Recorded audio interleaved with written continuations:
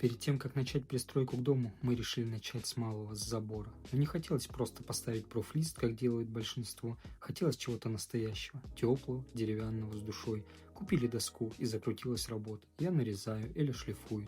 Шаг за шагом, доска за доской. Когда дерево оживает в руках, это невероятное чувство. Покрыли бесцветной пропиткой, чтобы сохранить ее природную красоту. Потом демонтировали старый забор, зашкурили трубы, покрасили их в глубокий черный цвет, и с каждым днем участок становился все уютнее, все роднее.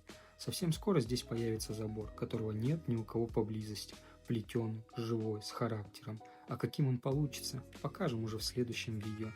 Поверьте, результат стоит каждого часа, проведенного с этой доской.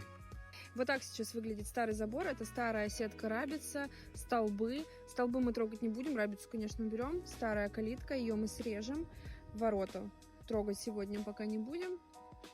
Нет.